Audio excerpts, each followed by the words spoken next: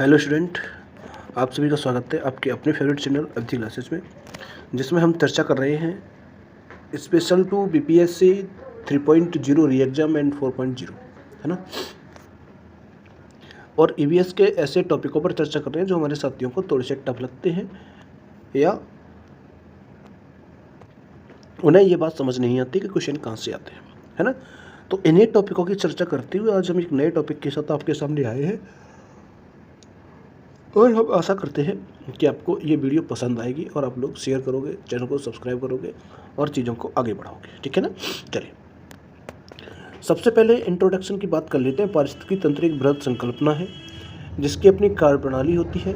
इस तंत्र में जैविक संरचना के निर्माण तथा आवश्यक आंतरिक ऊर्जा स्तर बनाए रखने के लिए ऊर्जा तथा पदार्थों का निवेश होता रहता है ना, जिसके फलस्वरूप पारितंत्र सुचारू रूप से कार्यशील होता रहता है। पारिस्थितिकी तंत्र की कार्यशीलता ऊर्जा प्रवाह को प्रतिरूप पर निर्भर करती है, क्योंकि किसी पारितंत्र के जीवित संगठक के सभी पक्ष ऊर्जा प्रवाह पर आश्रित होते हैं। ऊर्जा प्रवाह पारिस्थितिकी तंत्र में जैविक एवं अजैविक पदार्थों के वितरण एवं संचरण में सहायक होता है। बात आई समझ में? चलिए, अगर यहीं से हम शुरू करते हैं तो ऊर्जा के स्रोत की बात करते हैं। ऊर्जा के स्रोत क्या होते हैं? अगर इस पूरी डेफिनेशन की बात करें तो ये भूमिका में अगर हम बात करें तो बृहद संकल्पना है पारिस्थितिकी, है ना। और इसकी एक सेम कार्यप्रणाली होती है। जैविक संरचना के निर्माण तथा आवश्यक आंतरिक ऊर्जा स्तर बनाए रखने के लिए ऊर्जा तथा पदार्थों का निवेश होता है। ऊर्जा के स्तरों को बनाए रखने के लिए क्या चीज़ होती है? पदार्थों का निवेश होता है। ये बात आई समझ में? देखिए, सोर्स ऑफ एनर्जी की बात करें तो हाईलाइटेड एरिया आपको दिखाई दे रहा होगा। पारिस्थितिकी तंत्र ऊर्जा का प्रमुख स्रोत सूर्य तथा इससे मिलने वाला सौर विकिरण है। ऊर्जा का स्रोत क्या है? सूर्य तथा इससे मिलने वाला सौर विकिरण, ठीक है ना। चलिए, अच्छा, पदार्थों के संचरण, अगले पॉइंट पे यहाँ से चर्चा करें। पदार्थों के संचरण, चक्र तथा पुनःचक्र की प्रक्रिया को जैव भू रसायन चक्र या बायोकेमिकल साइकिल कहते हैं, जिसके अंतर्गत जल चक्र, गैसीय चक्र को सम्मिलित किया जाता है ना। कैसे सम्मिलित किया जाता है? जल चक्र को और गैसीय चक्र को सम्मिलित किया जाता है। बात आई समझ में? अच्छा जी। उसके बाद अगले पॉइंट पर चर्चा करते हैं पारिस्थितिकी उत्पादकता, इकोलॉजिकल प्रोडक्टिविटी। स्वपोषित प्राथमिक उत्पादक द्वारा जो जैविक पदार्थ या ऊर्जा के उत्पादन को प्राथमिक उत्पादन कहते हैं। इस तरह पेड़ पौधे प्राथमिक उत्पादक होते हैं। प्राथमिक उत्पादन किसे कहा जाता है? जो लोग स्वपोषित या प्राथमिक उत्पादक द्वारा जैविक पदार्थों या ऊर्जा के उत्पादन से प्राथमिक उत्पादन को कहते हैं। अगर यहाँ ऊपर वाले पॉइंट पर हम चर्चा करें, किसी क्षेत्र में स्वपोषित प्राथमिक उत्पादक हरे पेड़ पौधे द्वारा प्रति इकाई सतह में प्रति इकाई समय में सकल संचित ऊर्जा की मात्रा को पारिस्थितिकी उत्पादकता कहते हैं। किसे कहते हैं? किसी भी क्षेत्र में स्वपोषित कहे तो अपने आप बनाने वाले प्राथमिक जो उत्पादक होते हैं, हरे पेड़ पौधे होते हैं, इनके द्वारा प्रति इकाई सतह में प्रति इकाई समय में संकलित या सकल जो संचित ऊर्जा की मात्रा होती है उसे पारिस्थितिकीय उत्पादकता कहते हैं, है ना। चलिए, बात करते हैं सकल प्राथमिक उत्पादन की। क्या होते हैं सकल प्राथमिक उत्पादन? जीपीपी और एनपीपी, शुद्ध प्राथमिक उत्पादन। प्राथमिक उत्पादक हरे पेड़ पौधे द्वारा आत्मसात की गई ऊर्जा को सकल प्राथमिक उत्पाद कहते हैं। क्या कहते हैं? प्राथमिक उत्पादक हरे पेड़ पौधे द्वारा आत्मसात की गई सकल प्राथमिक उत्पादन कहते हैं। किसे कहते हैं? जो आत्मसात या हरे पेड़ पौधों के द्वारा जो ऊर्जा आत्मसात इकट्ठी की जाती है उसे सकल प्राथमिक उत्पादन कहते हैं। जीपीपी कहते हैं। पोषण स्तर में एक में से शोषण द्वारा खर्च के बाद संचित सकल ऊर्जा को शुद्ध प्राथमिक उत्पादन कहते हैं। कहें तो जो पोषण स्तर में जो शोषण द्वारा खर्च ऊर्जा होती है ना, उसे शुद्ध प्राथमिकता कहते हैं, प्राथमिक उत्पादन कहते हैं, है ना। अगले पॉइंट की चर्चा करें, उत्पादकता को ग्राम प्रति मीटर स्क्वायर प्रति दिन में मापा जाता है। किस में मापा जाता है? ग्राम प्रति मीटर स्क्वायर प्रति दिन में मापा जाता है। उसके बाद अगले पॉइंट पर अगर हम चर्चा करते हैं तो अगला पॉइंट हमसे यहाँ से शुरू करेंगे। शुद्ध प्राथमिक उत्पादन पौधों में जैव भार के रूप में संचित होता है। किस रूप में संचित होता है? जैव भार के रूप में, जो कि शाकाहारियों एवं अपघटकों के लिए भोजन के काम आता है। किसी भी पारिस्थितिकी तंत्र में प्रति इकाई समय एवं प्रति इकाई क्षेत्र में जीवित पदार्थों के पारिस्थितिकी तंत्र में प्रति इकाई, यहाँ से आप इस पॉइंट को नोट डाउन कर लीजिए, है ना, यहाँ से लेकर यहाँ तक। पारिस्थितिकी तंत्र में प्रति इकाई समय पर प्रति इकाई क्षेत्र में जीवित पदार्थों के सकल शुष्क भार को बायोमास कहा जाता है। बायोमास के अंतर्गत पौधों तथा जंतुओं के शुष्क भार को सम्मिलित किया जाता है। किसी भी क्षेत्र में बायोमास की वृद्धि दर को उत्पादकता कहते हैं। उत्पादकता क्या होती है? किसी भी क्षेत्र में जो बायोमास की वृद्धि हो जाती है उसे हम क्या कहते हैं? उत्पादकता कहते हैं। अच्छा जी, इसके बाद समझ में आया बायोमास कैसे कहा जाता है? पारिस्थितिकी तंत्र में प्रति इकाई समय, प्रति इकाई क्षेत्र में, एक समय में एक इकाई क्षेत्र में जो जीवित पदार्थों के सकल शुष्क भार को बायोमास कहा जाता है ना। बायोमास के अंतर्गत पौधों तथा जंतुओं के शुष्क भार को सम्मिलित किया जाता है। किसको किया जाता है? शुष्क भार को। किसी भी क्षेत्र में बायोमास की वृद्धि दर को उत्पादकता कहते हैं, जबकि किसी भी क्षेत्र इकाई क्षेत्र के समय विशेष में सकल बायोमास की उत्पादकता कहते हैं, जबकि किसी भी इकाई क्षेत्र के समय विशेष में सकल बायोमास की मात्रा को उत्पादन कहते हैं, है ना। अच्छा जी, यहाँ से जो हाईलाइट हो रहा है उस पॉइंट पर अगर हम चर्चा कर लेते हैं तो विश्व की औसत नेट प्राथमिक उत्पादक एनपीपी 320 ग्राम प्रति वर्ग मीटर प्रति वर्ष है, जबकि उष्णकटिबंधीय वर्षावन तथा दलदली क्षेत्र एवं एस्चुरी में विश्व की सर्वाधिक शुद्ध प्राथमिक उत्पादकता 200 ग्राम प्रति मीटर स्क्वायर प्रति ईयर पाई जाती है ना। ये पॉइंट आप अपनी नोटबुक में नोट डाउन कर लें, बहुत ज़्यादा इंपॉर्टेंट पॉइंट है, ठीक है ना। इसके बाद चलते हैं हम अगले पॉइंट पे, उत्पादकता को प्रभावित करने वाले कारक, factor of the affecting productivity. भौतिक कारक होते हैं, रासायनिक कारक होते हैं और जैविक कारक होते हैं। भौतिक कारकों में बात करें तो तापमान, जल की मात्रा, गहराई और जलवायु होती है। रासायनिक कारकों की बात करें तो पोषक तत्वों की आपूर्ति होती है। जैविक कारकों की बात करें तो प्रजाति के विभिन्न जीवों में पारस्परिक क्रिया या सहजीवता, प्रतिस्पर्धा, परजीवता या तटस्थता होती है ना। अन्य क्षेत्र में महाद्वीपीय तथा महासागरीय परिस्थितियाँ। अन्य क्षेत्र में क्या आता है? अन्य क्षेत्र में अगर हम नोट डाउन कर लें यहाँ से तो हमें समझ में आता है, क्या हो गया, पेन नहीं चल रहा भाई। अच्छा, अन्य क्षेत्र में क्षेत्रीयता और सामाजिक संगठन। क्या होता है? क्षेत्रीयता और सामाजिक संगठन। महाद्वीपीय तथा महासागरीय पारिस्थितिकी तंत्रों को औसत नेट प्राथमिक उत्पादकता क्रमशः 699 ग्राम मीटर स्क्वायर प्रति वर्ष तथा 195 ग्राम मीटर प्रति वर्ष होनी चाहिए। महासागर में ये होनी चाहिए, महाद्वीप में ये होनी चाहिए 669, और महासागर में आपकी महासागरीय परितंत्र में कितनी होनी चाहिए? 155 ग्राम प्रति मीटर स्क्वायर प्रति वर्ष होनी चाहिए। बात करें हम पोषण स्तर की, ट्रॉपिकल लेवल की, तो ट्रॉपिकल लेवल में आहार ऊर्जा का एक वर्ग के जीवों से दूसरे वर्ग के जीवों में श्रृंखलाबद्ध रूप से स्थानांतरित होती है। इस श्रृंखला को आहार श्रृंखला कहते हैं। आहार श्रृंखला को उस बिंदु को जहाँ पर आहार ऊर्जा एक वर्ग के जीवों से दूसरे वर्ग के जीवों में स्थानांतरित होती है उसे पोषण स्तर कहते हैं। किसे कहा जाता है पोषण स्तर? जो आहार श्रृंखला जहाँ से एक स्तर से दूसरे स्तर पर ऊर्जा ट्रांसफर होती है उसे हम क्या कहते हैं? आहार श्रृंखला कहते हैं। सामान्य रूप से आहार श्रृंखला के 4 पोषण स्तर होते हैं। कौन कौन से? उत्पादक, प्राथमिक उपभोक्ता, द्वितीय उपभोक्ता और तृतीय उपभोक्ता। कहें तो हरे पेड़ पौधे, शाकाहारी, मांसाहारी और शीश मांस बच्चे, है ना।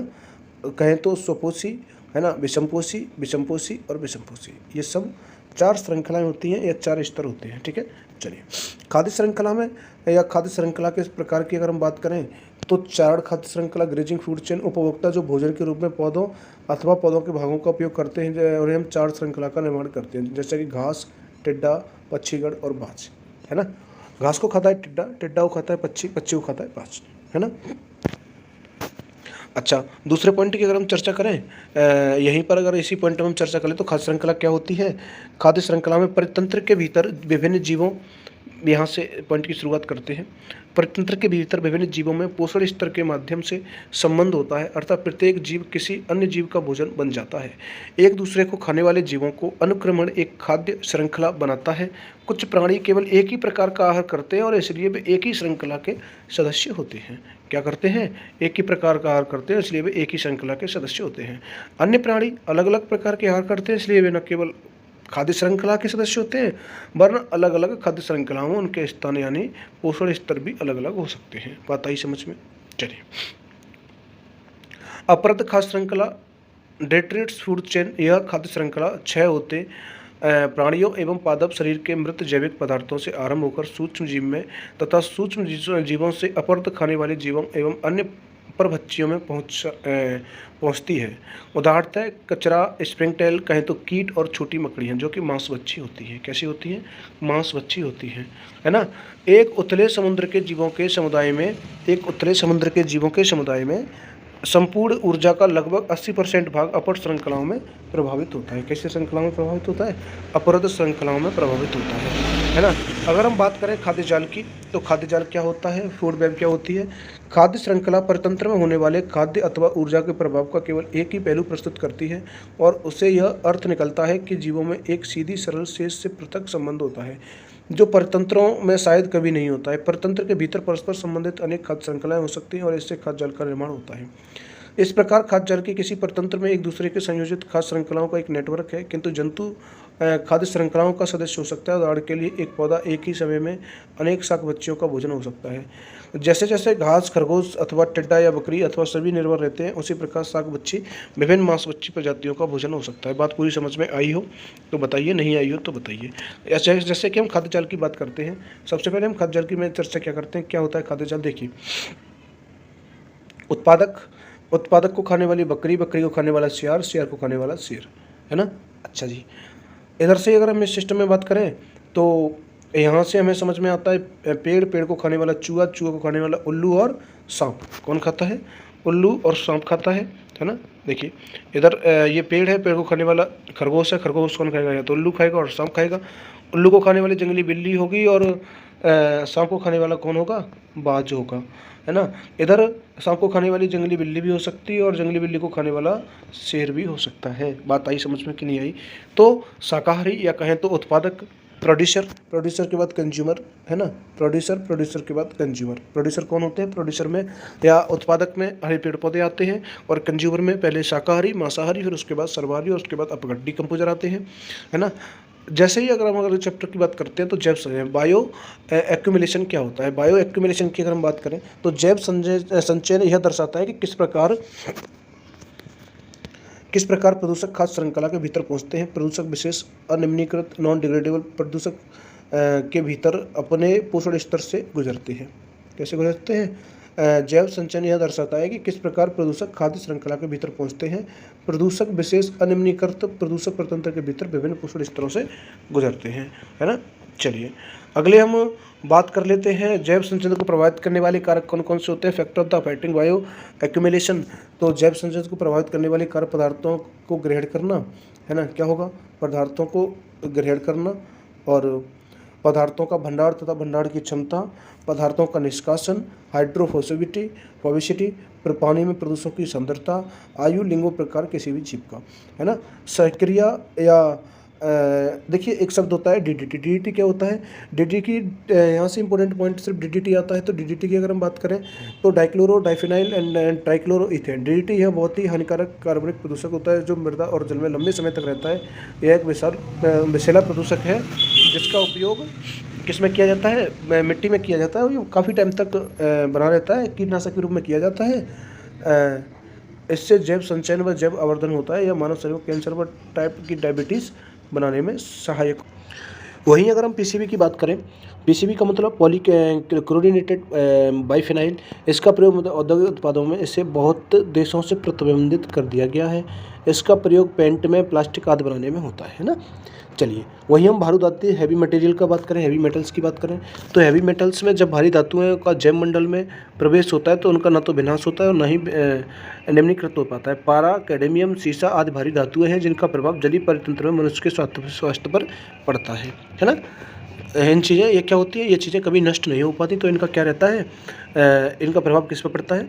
इनका प्रभाव पड़ता है इन चीज़ों पर, या कहें तो मनुष्य के जीवन पर, है ना। अगर देखिए अगर हम इसी पॉइंट पर अगर एक और पॉइंट पर चर्चा करें तो यहाँ पर हमें समझ में आता है कि जो डीडीटी है ना वो मानव में कैंसर व टाइप 2 का डायबिटीज़ का मुख्य कारण है। मानव में कैंसर का और डायबिटीज़ का मुख्य कारण कौन है? डीडीटी है ना। चलिए आगे हम पॉइंट पर चर्चा करते हैं पारिस्थितिकी पिरामिड की। पारिस्थितिकी इकोलॉजी लॉजिकल पिरामिड।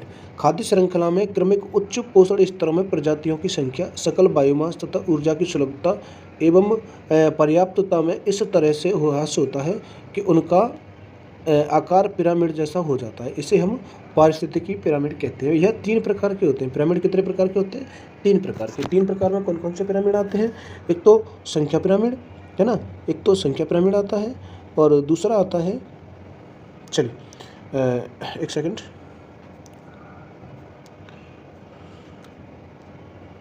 एक तो संख्या पिरामिड आता है ना, दूसरा बायोमास पिरामिड आता है, तीसरा ऊर्जा का पिरामिड आता है। ये 3 प्रकार के पिरामिड होते हैं जो बहुत ज़्यादा इंपॉर्टेंट हैं। इन तीनों पिरामिडों के बारे में आज हम चर्चा करते हैं, ठीक है। चलिए बात करते हैं संख्या पिरामिड की। तो संख्या नंबर पिरामिड क्या होता है? इसमें प्राथमिक उत्पादकों और विभिन्न स्तरों के उपभोक्ताओं की संख्या के बीच का संबंध दर्शाया जाता है। संख्या पिरामिड सीधा व उल्टा दोनों प्रकार का होता है। संख्या या सीधा पिरामिड की अगर हम बात करें, अपवर्ड नंबर पिरामिड, इस पिरामिड में बढ़ते पोषण स्तरों के साथ जीवों की संख्या में अत्यधिक कमी होती है। क्या होता है? पिरामिड में बढ़ते पोषण स्तरों के साथ, जब पोषण स्तर बढ़ता है तो जीवों की संख्या में कमी होती है। संख्या पिरामिड के इस प्रकार के पिरामिड में आधार पर अत्यधिक चौड़ा व शीर्ष पर अत्यधिक नुकीला हो जाता है। घास के मैदान व तालाबों में इस प्रकार का पिरामिड देखा जा सकता है। अगर हम कहें तो देखिए, इस वाली जगह पे हम तालाब का पिरामिड और घास का पिरामिड, यहाँ पर प्रोड्यूसर की क्षमता ज़्यादा है, प्रोड्यूसर ज़्यादा है। उसके बाद ऊर्जा स्तर वाले जो भी लोग हैं, जो भी जीव जंतु हैं, वो कम हो जाते हैं, कम होते चले जाते हैं। इसकी बात करें तो यहाँ पर सबसे पहले घास है, जो समुद्री घास होती है, शैवाल होते हैं। उसके बाद उन्हें खाने वाले फिर छोटी मछलियाँ, छोटी मछलियों को खाने वाली बड़ी मछलियाँ, और बड़ी मछलियों को खाने वाले सारस या उससे भी कोई और जीव जंतु, है ना। अच्छा जी, उल्टा संख्या पिरामिड। उल्टा संख्या पिरामिड कौन सा होता है? देखिए, एक तो संख्या का सीधा पिरामिड था, अब बात करते हैं उल्टा कौन सा होता है। हमेशा ध्यान रखिए, घास और तालाब तंत्र का पिरामिड सीधा पिरामिड होता है। कैसा होता है? घास और तालाब तंत्र का पिरामिड हमेशा सीधा पिरामिड होता है। उल्टा पिरामिड कौन सा होता है? इस पिरामिड में प्रत्येक पोषण स्तर पर संख्या में वृद्धि होती जाती है। इस प्रकार पारिस्थितिकी पिरामिडों में वनों में पाया जाता है। इस प्रकार का पारिस्थितिकी पिरामिड कहाँ पाया जाता है? वनों में पाया जाता है, जहाँ वृक्षों का आकार बड़ा होने पर उन पर निर्भर जंतुओं की संख्या अधिक होती है। यह पिरामिड आधार पर नुकीला तथा शीर्ष पर अत्यधिक चौड़ा होता है। कैसा होता है? अत्यधिक चौड़ा होता है ना। देखिए ये देखिए, ये है जैव संख्या का उल्टा पिरामिड। उल्टा पिरामिड की अगर हम बात करें जैव संख्या का, तो सबसे पहले पेड़ों को खाने वाले पक्षी, को खाने वाले छोटे छोटे परजीवी, कहें तो शाकाहारी, और उन्हें खाने वाले उच्च परजीवी, बैक्टीरिया को खाने वाले हाई लेवल के जो बैक्टीरिया होते हैं वो लोग, है ना। चलिए वहीं चर्चा करते हैं बायोमास पिरामिड की। तो पारिस्थितिकी तंत्र में खाद्य श्रृंखला तथा खाद्य जाल के सभी पोषण स्तरों पर भंडारे समस्त जीवों के सकल भार को प्रदर्शन तथा अध्ययन करने के लिए बायोमास पिरामिड का प्रयोग किया जाता है। इसके अंतर्गत संख्या के स्थान पर उसके सकल भार को सम्मिलित किया जाता है। बायोमास पिरामिड को निर्धारित करने के लिए प्राय प्रत्येक पोषण स्तर पर मौजूद समस्त जीवों को एकत्रित कर उनके शुष्क भार का मापन किया जाता है। इस विधि द्वारा जीवों के आकार के अंतर की समस्या दूर हो जाती है, क्योंकि इसमें पोषण स्तर के सभी प्रकार के जीवों का मापन किया जाता है। बायोमास को ग्राम प्रति मीटर स्क्वायर में मापा जाता है। बायोमास को किस में मापा जाता है? ग्राम प्रति मीटर स्क्वायर में मापा जाता है। अब बात करें सीधा बायोमास, तो सीधा बायोमास या पिरामिड, अपवर्ड बायोमास पिरामिड क्या होता है? तो अपमास बैटरी भाई कम रह गई है, तो देखिए चलिए बात करते हैं।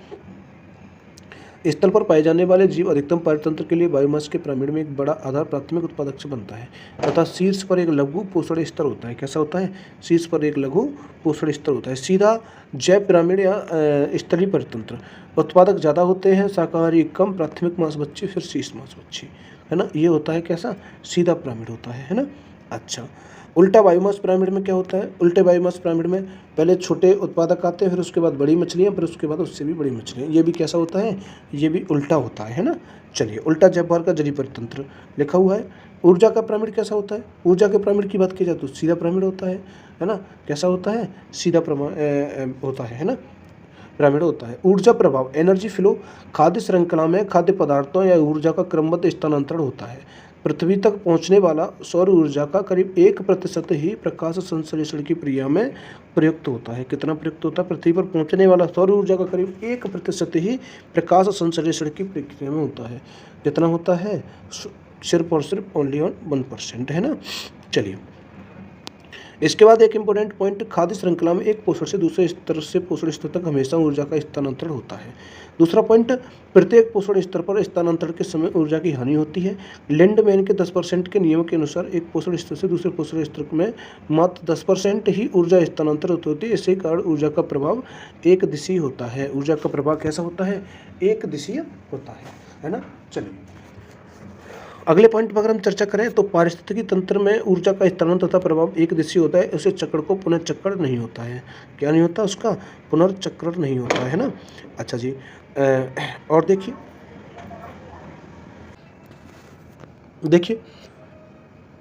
अगर आप लोगों को ये डायग्राम समझ आ रहा हो तो इस डायग्राम के बारे में थोड़ी सी चर्चा कर लेते हैं। वो इंपॉर्टेंट पॉइंट क्या है इसमें? हमें सन दिखाई दे रहा है, सूर्य है ना। सूर्य से उत्पादक जो भी पेड़ हैं वो अपना खाना बनाते हैं, उससे खाने वाले शाकाहारी हैं, है ना, और शाकाहारियों को खाने वाले मांसाहारी हैं। लेकिन इसमें जो उत्पादक हैं वो अपना खाना कैसे बनाते हैं? मृदा व जल के पोषण से। और शाकाहारियों को खाने वाले कौन हैं? अपघटक हैं, और मांसाहारियों को खाने वाले भी अपघटक हैं। ये बात समझ में आई कि नहीं आई? है ना, आई कि नहीं आई? चलिए अगर ये बात की चर्चा करें, देखिए एक पॉइंट और समझ लिए। यहाँ पर हमें ऊपर दिखाई दे रहा है कि ऊर्जा का प्रवाह की दिशा, ऊर्जा के प्रवाह की दिशा अचक्रीय होती है, घूम के नहीं आती है। लेकिन पोषण प्रभाव की दिशा कैसी होती है? चक्रीय होती है। पोषण प्रभाव की दिशा कैसी होती है? चक्रीय होती है। देखिए प्रवाह की दिशा अचक्रीय होती है। सूर्य का प्रभाव शाकाहारियों पे, शाकाहारियों का मांसाहारियों पे, है ना, शाकाहारियों का अपघटक पे और उत्पादक का भी अपघटक पे। लेकिन अगर पोषण प्रवाह की दिशा की बात करें, जो डॉट डॉट में आपको काली लाइन दिखाई दे रही है, तो उसमें ये हमें क्या समझ में आता है? चक्रीय होता है। उत्पादक शाकाहारी में, शाकाहारी से मांसाहारी में, है ना। उधर जो अपघटक का प्रभाव होता है वो किस पे? शाकाहारी पे, है ना। ऐसे ही करके मृदा व जल का पोषण कहाँ जाता है? उत्पादक के लिए, है ना। आपका ये चैप्टर खत्म हो जाता है। ऊष्मागतिकी के नियम इम्पोर्टेंट नहीं है, और जो इम्पोर्टेंट पॉइंट है वो हमने आपको समझा दिया पूरे चैप्टर में। पोषण श्रृंखला में कोई जीव उत्पादक स्तर को जितना करीब होगा उससे उतनी ही अधिक ऊर्जा उपलब्ध होगी। कैसी होगी? जो जितना करीब उससे उतनी अधिक ऊर्जा। आपको ये डायग्राम समझ आ रहा होगा। प्राथमिक उत्पादक के पास 100% एनर्जी थी, उसने 10% प्राथमिक उपभोक्ता को दी, उसका 10% एक दी किसे? द्वितीय को, है ना। 1% ने 1% किसे दी? तृतीय को, उपभोक्ता को 0.1%। और 0.25 पर बच्चे जो भी होते हैं जिन्हें अपघटक कहें कोई भी रहें, तो उसे 0.1% मिलती है। कितनी मिलती है? 0.1%। बताइए बात समझ में आई कि नहीं आई? है ना। कुछ इंपॉर्टेंट पॉइंट हैं जो बहुत ज़्यादा याद करने वाले हैं, जैसे उन्हें हम एक बार रिवाइज कर लेते हैं। जैसे कि पारिस्थितिकी तंत्र के हमने कितने प्रकार के पिरामिड पढ़े? 3 प्रकार के पिरामिड पढ़े हमने पारिस्थितिकी तंत्र में। कितने पढ़े? 3 प्रकार के पिरामिड में जो ऊर्जा पिरामिड, कौन कौन से पिरामिड? आपका संख्या पिरामिड, है ना, और आपका बायोमास पिरामिड और ऊर्जा पिरामिड। इसमें जो बायोमास पिरामिड है, संख्या और बायोमास पिरामिड, कौन कौन सा? संख्या पिरामिड और बायोमास पिरामिड। एक सेकंड रुकिए, है ना, एक सेकंड, थोड़ा सा रुकिए। हाँ जी, जो संख्या पिरामिड है और बायोमास पिरामिड है वो कैसा होता है? उल्टे और सीधे दोनों प्रकार के होते हैं, उल्टे और सीधे, है ना। लेकिन ऊर्जा का पिरामिड हमेशा कैसा होता है? ऊर्जा का पिरामिड हमेशा सीधा होता है। कैसा होता है साथियों? ऊर्जा का पिरामिड हमेशा सीधा होता है। एक पोषण से दूसरे पोषण में, अगले पॉइंट की बात करें तो एक पोषण से दूसरे पोषण में ऊर्जा प्रवाह या पोषण स्तर में कितना % का होता है? 10% का नियम या रूल फॉलो होता है। ऊर्जा का प्रभाव कैसा होता है? ऊर्जा का प्रभाव एक दिशीय होता है। बताइए बात समझ में आ रही है कि नहीं आ रही है ना। ऐसे ही करके आप सारी चीज़ों को नोट डाउन कर सकते हो, समझ सकते हो, और उसके बाद आप इस पूरी क्लास को भली भांति बहुत अच्छी तरीके से पढ़ भी सकते हो, है ना। तो जितने भी हमारे साथी हैं जो हमारी क्लास ले रहे हैं, जो हमारी क्लास को देख रहे हैं, वो इस क्लास को एक बार शेयर करें, है ना, चैनल को सब्सक्राइब करें और लाइक भी करें, कमेंट भी करें।